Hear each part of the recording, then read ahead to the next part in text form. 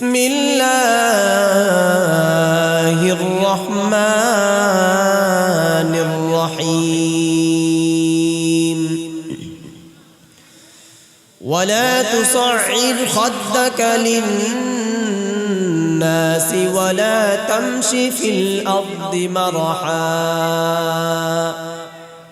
إن الله لا يحب كل مختال فخور وقال رسول الله صلى الله عليه وآله وسلم لا يدخل الجنة من كان في قلبه مثقال خردل من كبر أو كما قال النبي عليه الصلاة والسلام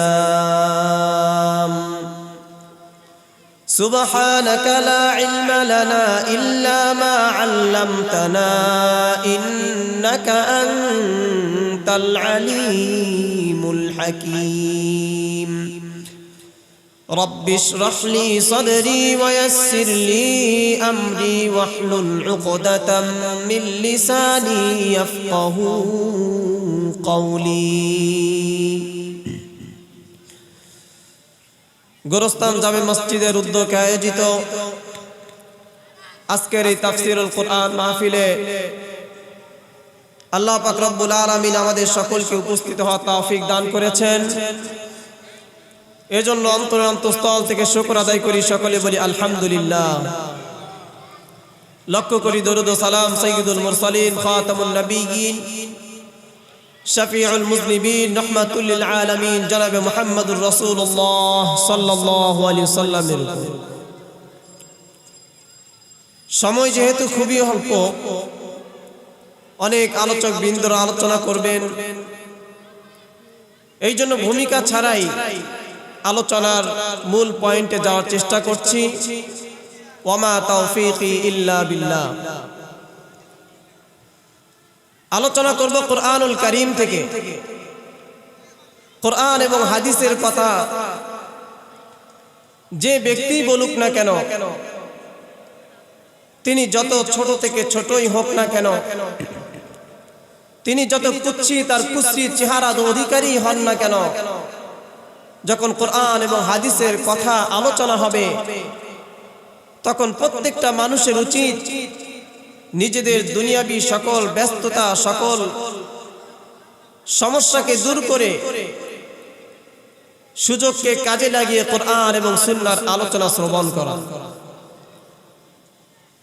প্রত্যেকটা মুসলমানের জন্য উচিত হলো যখনই কোথাও কোরআনের আলোচনা হয়, হাদিসের আলোচনা হয়, দ্বীনি আলোচনা হয়, নিজেদের সকল কাজ থেকে ফারেক হয়ে সেই দ্বীনি আলোচনার মধ্যে অংশগ্রহণ করা, দ্বীনি আলোচনা শ্রবণ করা প্রত্যেকটা মুসলমানের জন্য আবশ্যক।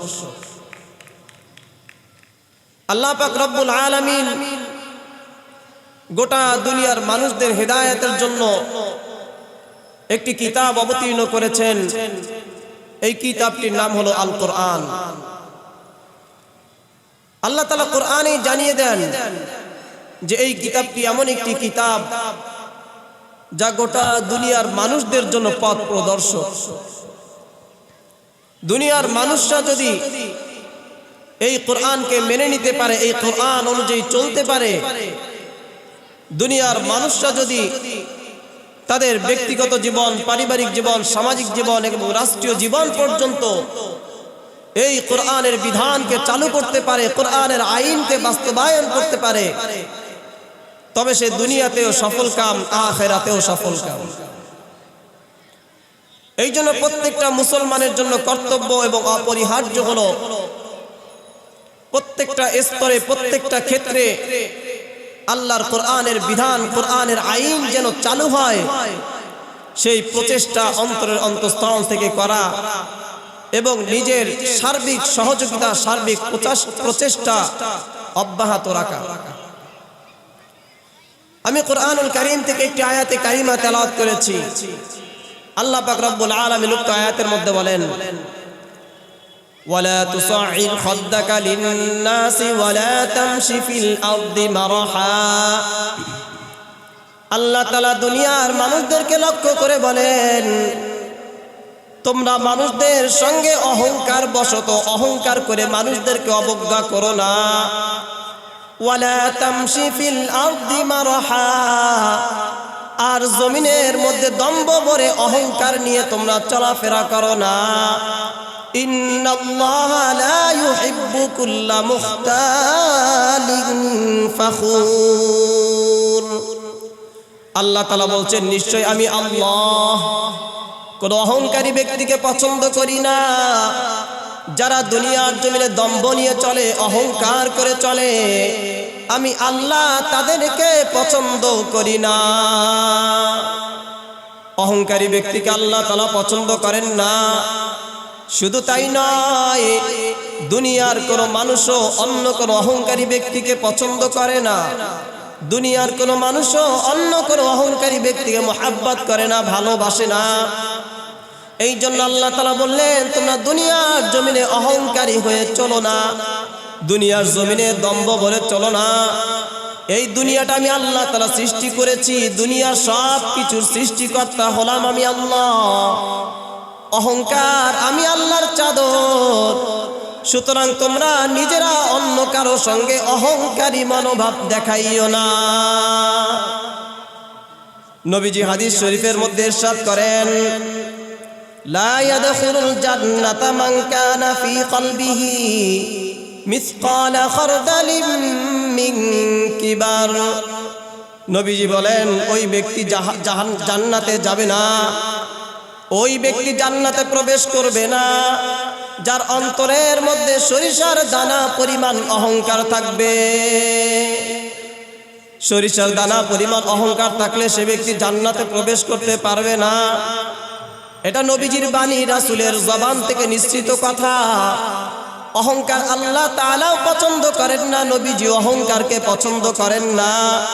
অহংকার মারাত্মক এমন এক অপরাধের নাম, যেই অহংকারের দ্বারা বান্দার তামাম জিন্দেগীর নেক আমলগুলো বরবাদ হয়ে যায়।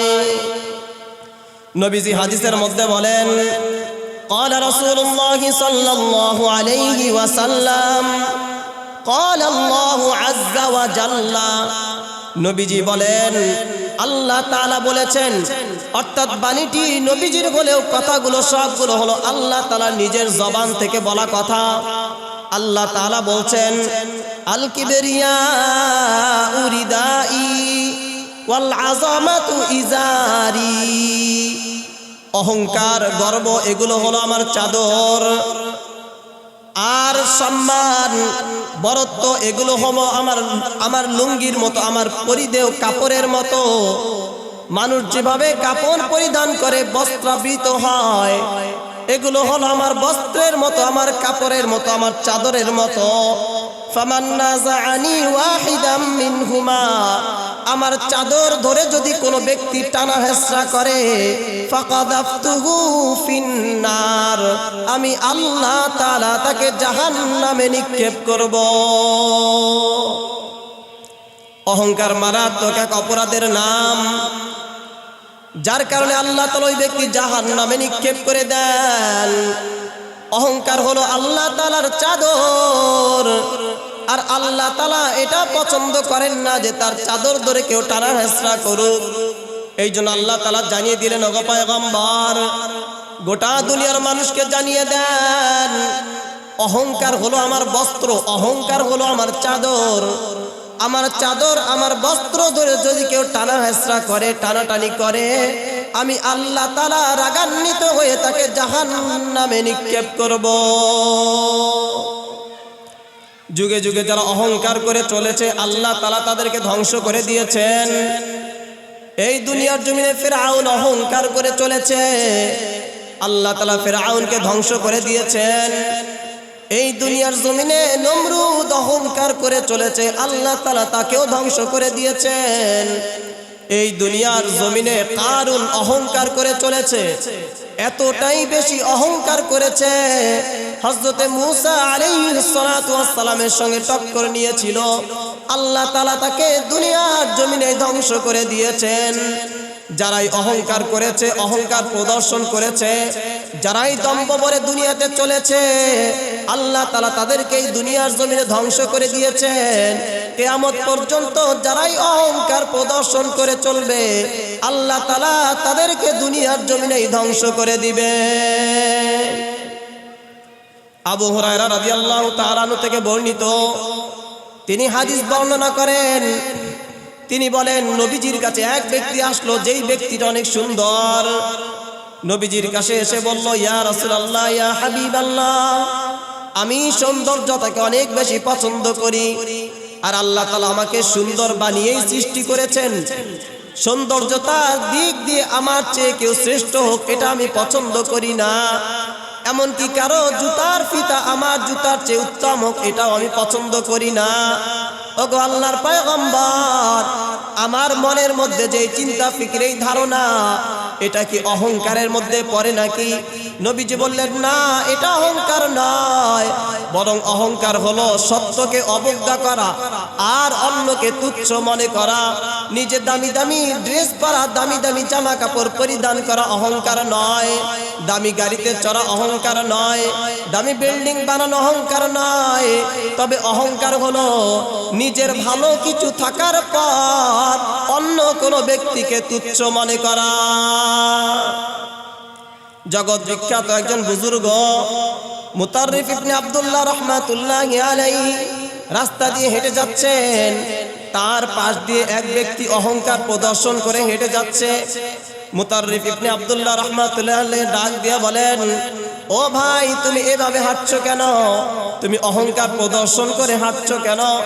ওই ব্যক্তি পাল্টা অহংকারের ভাব দেখিয়ে বলে, আপনি কি আমাকে চিনেন নাকি? আপনি কি আমাকে জানেন নাকি আমি কে? আমি এত বড় সম্পদশালী, আমি এত বড় ক্ষমতাধর, আমি এত বড় মর্যাদাবান। আমি যদি অহংকার করে না চলি তো দুনিয়ার আর কে অহংকার করে চলবে? এই বলে বলছে, আপনি কি আমাকে চিনেন? মুতাররিফ ইবনে আব্দুল্লাহ রাহমাতুল্লাহ আলাইহি ডাক দিয়া বলেন, ও ভাই, আমি তোমাকে খুব ভালোভাবেই চিনি। তুমি আমাকে চিনো না, কিন্তু আমি তো তোমাকে ভালো মতো চিনি। ওই ব্যক্তি ডাক দিয়া বলে, আপনি আমাকে কিভাবে চিনেন? আল্লাহর ওলি বুজুর্গ ডাক দিয়া বলেন, আমি তোমাকে চিনি। তুমি একজন মানুষ, দুনিয়াতে আসছো এক ফোঁটা নাপাক পানি দিয়ে, আর দুনিয়া থেকে বিদায় নিয়ে চলে যাবা গলিত লাশ হয়ে। আর এর মধ্যবর্তী স্থানে গোটা হায়াতের মধ্যে কিছু নাপাক জিনিস তুমি বহন করবে। আল্লাহর ওলি রাস্তা দিয়ে হেঁটে যাচ্ছেন, পাশে অহংকার প্রদর্শন করে এক ব্যক্তি হেঁটে যাচ্ছে। আল্লাহর ওলি তাকে জিজ্ঞাসা করছেন, কি ব্যাপার, তুমি এত অহংকার প্রদর্শন করে হাঁটছো কেন? ওই ব্যক্তি বলছে, আপনি কি আমাকে চিনেন? আমি কে? আমি তো অনেক সম্পদশালী। অহংকার প্রদর্শন যদি আমি না করি তো আর কে করবে? আপনি আমাকে চিনেন আমি কে? অহংকার প্রদর্শন করে যে যখন এই প্রশ্ন ছুড়ে দিয়েছে, মুতাররিফ ইবনে আব্দুল্লাহ রাহমাতুল্লাহ আলাইহি বলছেন, আমি তোমাকে অবশ্যই চিনি। তুমি তো এমন একজন ব্যক্তি যার শুরু হয়েছে এক ফোঁটা নাপাক পানি দিয়ে, আর যার শেষ হবে গলিত লাশের মাধ্যমে। দুনিয়াতে আমরা যারা এসেছি, যারা আগমন করেছি, এক ফোঁটা নাপাক পানির মাধ্যমে, পানির সাহায্যে এই দুনিয়াতে আমাদের আগমন। আবার এই দুনিয়া থেকে যখন বিদায় নিয়ে চলে যাব, তখনও গলিত লাশ হয়ে বিদায় নিয়ে চলে যাব। মাঝখানের যে সময়টুকু কিছু নাপাকি বহন করে গোটা হায়াত শেষ করে ফেলছি, জিন্দেগি শেষ করে ফেলছি। সুতরাং অহংকার করার মতো কোনো বস্তু আমাদের কাছে নাই। আল্লাহ পাক রব্বুল আলামিন কুরআনুল কারীমে অহংকার ব্যক্তির ঘটনা বর্ণনা করেন। আল্লাহ তাআলা বলেন, ওয়াদরিব লাহুম মাসালার রাজুলাইন। আল্লাহ তাআলা কুরআনুল কারীমের মধ্যে নবীজিকে উদ্দেশ্য করে বলেন, ওয়াদরিব লাহুম মাসালার রাজুলাইন। ওগো পয়গম্বর, আপনি ওই দুই ব্যক্তির কথা আপনার উম্মতদেরকে জানিয়ে দেন। জাআলনা লিআহাদিহিমা জান্নাতাইন, যার একজন ব্যক্তিকে আমি আল্লাহ তাআলা দুটো বাগান দান করেছিলাম। কেমন বাগান? আল্লাহ তাআলা বাগানের ব্যাখ্যা দিচ্ছেন, মিন আ'নাব, খেজুরের বৃক্ষ ছিল। আঙ্গুরের বৃক্ষ ছিল, ওয়া হাফাফনাহুমা বিনাখলিন, আর ওই আঙ্গুরের বাগানের চতুর্পাশ দিয়ে আমি আল্লাহ তাআলা খেজুর বৃক্ষ দিয়ে বেষ্টন করে দিয়েছিলাম। ওয়া জাআলনা বাইনাহুমা যারআ, আর ওই বাগানের মাঝখানে আমি আল্লাহ তাআলা শস্য উৎপন্নের ব্যবস্থা করে দিয়েছিলাম। আল্লাহ তাআলা নবীজিকে বললেন, ওগো নবী, আপনি গোটা দুনিয়ার মানুষের সামনে ওই দুই ব্যক্তির মিসাল, এক্সাম্পল, দৃষ্টান্ত বর্ণনা করেন, যেই দুইজনের মধ্যে একজনকে আমি আল্লাহ তাআলা দুটো বাগান দান করেছিলাম। এত সুন্দর বাগান, যেই বাগানের মধ্যে থোকায় থোকায় আঙ্গুর ধরতো, যার চতুর্পার্শ্ব আমি আল্লাহ তাআলা খেজুর বৃক্ষ দ্বারা বেষ্টন করে দিয়েছিলাম, আর বাগানের মাঝখানটা আমি আল্লাহ তাআলা শস্য উৎপন্নের ব্যবস্থা করে দিয়েছিলাম। এই দুই বন্ধুর, এক বন্ধুর এত বিশাল সম্পদ থাকার পর এই বন্ধু তার অপর বন্ধুকে ডেকে ডেকে বলে, তোমার তো সম্পদও নাই, তোমার সন্তানও নাই, তোমার সম্পদের চাইতে আর সন্তানের চাইতে আমি তোমার থেকে অনেক শ্রেষ্ঠ, তোমার থেকে দামি। কথা প্রসঙ্গে বন্ধু বন্ধুকে বলে, বন্ধু, তোমার তো এই দুনিয়াতে কোনো সম্পদ নাই, কোনো সম্মান নাই, অথচ আমার রব আমাকে বাগান দান করেছেন, সন্তান দান করেছেন, সম্পদ দান করেছেন, সন্তান দান করেছেন। আনা আকতারু মিনকা মালাও ওয়া আ'আজ্জু নাফারা, তোমার থেকে সম্পদের চাইতে, সন্তানের চাইতে, সন্তানের দিক দিয়ে, সম্পদের দিক দিয়ে আমি তোমার থেকে অনেক শ্রেষ্ঠ। বন্ধু বন্ধুর সঙ্গে অহংকার প্রদর্শন করে। আল্লাহ তাআলা তাদের ঘটনা কোরআনুল কারীম অবতীর্ণ করে দিলেন। বন্ধু যখন অহংকার প্রদর্শন করে বন্ধুকে বলে, ওগো বন্ধু, সম্পদের দিক থেকে আমি তোমার থেকে শ্রেষ্ঠ, সম্মানের দিক থেকে, সন্তানের দিক থেকে, সব দিক থেকে আমি তোমার থেকে অনেক শ্রেষ্ঠ, আমার থেকে বড়, আমার থেকে শ্রেষ্ঠ আর কেউ নাই। শুধু তাই নয়, বন্ধু বন্ধুকে বলে, রে বন্ধু, আমি তো এই কথা ধারণা করি কিয়ামত কোনোদিন সংগঠিত হবে না, আমি তো এই কথা চিন্তা করি আমার বাগান কোনোদিন ধ্বংস হবে না, বরং আমার বাগান হলো চিরস্থায়ী, আমার সম্পদ সম্মান হলো চিরস্থায়ী। আমাকে আমার রব যে সম্পদ দিয়েছেন, এই সম্পদ হলো চিরস্থায়ী, কোনোদিন ধ্বংস হবে না। আর আমি এটাও বিশ্বাস করি না যে কিয়ামত কোনোদিন সংগঠিত হবে। বন্ধু অহংকার বশত, অহংকার প্রদর্শন করে বন্ধুকে বলছে, আমার বাগান তো এমন বাগান যা কখনো ধ্বংস হবে না, আর আমি এটাও বিশ্বাস করি কোনোদিন কিয়ামত সংগঠিত হবে না। অপর বন্ধু বন্ধুকে ডাক দিয়ে বলে, রে বন্ধু, তুমি তো আল্লাহর সঙ্গে কুফরি করছো, নাফরমানি করছো, এগুলো করো না। তোমার বাগানকে আল্লাহ তাআলা হয়তো ধ্বংস করে দিতে পারেন, তোমার সন্তানকেও আল্লাহ তাআলা নিঃস্ব করে দিতে পারেন। আল্লাহ তাআলা সবচেয়ে বড় ক্ষমতাধর, সবচেয়ে বড় শক্তিমান। তিনি ইচ্ছা করলে যেমন তোমাকে বাগান দিয়েছেন, আবার তোমার থেকে বাগান কেড়ে নিতে পারেন। বন্ধুকে যখন এই কথা বলা হয়, বন্ধু বন্ধুর কথা বিশ্বাস করে না, বরং নিজের অহংকার প্রদর্শন করে, নিজে গর্ব করে করে বন্ধুর সঙ্গে বন্ধুকে তাচ্ছিল্য করে, তুচ্ছ করে, নিজের অহংকার প্রদর্শন করে আল্লাহ তাআলার সঙ্গে কুফরি করে। বন্ধু বোঝানোর পরেও বন্ধু হিদায়াত প্রাপ্ত হয় না, বরং নিজের সম্মান, মর্যাদার, সম্পদের অহংকার প্রদর্শন করে। বন্ধু অহংকার প্রদর্শন করে তার বাগানে প্রবেশ করে। বাগানে প্রবেশ করার পর এই বন্ধু বলে, আমার এত সুন্দর বাগান, এই বাগান কোনোদিন ধ্বংস হবে না, আমার এত সুন্দর বাগান, এই বাগান কখনো ধ্বংস হওয়ার নয়। আর আমি এটাও বিশ্বাস করি না যে কোনোদিন কিয়ামত সংগঠিত হবে। আমার এই বাগান হলো চিরস্থায়ী, এই বাগান কোনোদিন নষ্ট হবে, বিনষ্ট হবে, এই ধারণাও আমি করি না। এই চিন্তা ভাবনা করার পর বন্ধু যখন তাকে বুঝায়, বন্ধুর বুঝ সে বুঝে না, বন্ধুর বুঝানোর দ্বারাও সে হেদায়েত প্রাপ্ত হয় না। শুধুমাত্র অহংকারের কারণে আল্লাহ তাআলা তার বাগান, তার সমস্ত সম্পদকে ধ্বংস করে দেয়। তার সম্পদকে আল্লাহ তাআলা ধ্বংস করে দেন অহংকারের কারণে। বন্ধু বন্ধুকে বোঝায়, ওগো বন্ধু, এই বাগান আল্লাহ তাআলা দান করেছেন, আল্লাহ তাআলা চাইলে আবার এই দানকে ছিনিয়েও নিতে পারেন। সুতরাং আল্লাহর সঙ্গে কাউকে শরীক করো না, আল্লাহ তাআলার নাফরমানি করো না, আল্লাহ তাআলার সঙ্গে কুফরি করো না, বরং আল্লাহ তাআলার ইবাদত গুজার বান্দা হও, আল্লাহ তাআলার আনুগত্যশীল বান্দা হও। বন্ধু ডাক দিয়ে বলে, আমার যে সম্পদ আছে, আমার যে বাগান আছে, এই বাগান কোনোদিন ধ্বংস হবে না, আর কিয়ামত কোনোদিন সংগঠিত হবে না। যদি কখনো আমার রবের কাছেও ফিরে যেতে হয়, তবে রবের কাছেও আমি দুনিয়ার চাইতে উত্তম প্রতিদান পাবো, এই বিশ্বাস আমি রাখি। বন্ধু যখন বন্ধুর সঙ্গে অহংকার করে, আল্লাহ তাআলা অহংকারীদেরকে পছন্দ করেন না। আল্লাহ তাআলা দুনিয়ার জমিনে তার বাগান, তার সম্পদ সমস্ত কিছু ধ্বংস করে দেয়। এই জন্য দুনিয়ার জমিনে যদি কেউ দম্ভ ভরে চলে, অহংকার প্রদর্শন করে চলে, আল্লাহ তাআলা তাকে দুনিয়াতেই ধ্বংস করে দিবেন। আর নবীজি বলে দিলেন, যারা অহংকার করে চলবে তারা জান্নাতে প্রবেশ করতে পারবে না। যত বড় বড় গুনাহ আছে, অপরাধ আছে, এগুলোর মধ্যে অন্যতম একটি অপরাধ, অন্যতম একটি গুনাহ হলো অহংকার প্রদর্শন করা। যে অহংকারী ব্যক্তিকে আল্লাহ তাআলা পছন্দ করেন না। অহংকার হলো আল্লাহ তাআলার চাদর, অহংকার হলো আল্লাহ তাআলার বস্ত্র। যেই ব্যক্তি আল্লাহ তাআলার চাদর আর বস্ত্র ধরে টানা হেঁচড়া করে, আল্লাহ তাআলা জানিয়ে দিচ্ছেন যে আমি আল্লাহ তাকে জাহান্নামে নিক্ষেপ করে দিব। এই জন্য আমাদের ইবাদত বন্দিগি সব অহংকার মুক্ত হওয়া চাই, আমাদের ইবাদত গুলো ইখলাস পূর্ণ হওয়া চাই।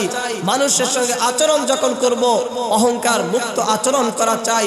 সামান্য দুনিয়ার বাড়ি গাড়ি, টাকা পয়সা, সম্মান আর সম্পদ আর পদ মর্যাদা পেয়ে অন্যকে তুচ্ছ তাচ্ছিল্য করা যাবে না।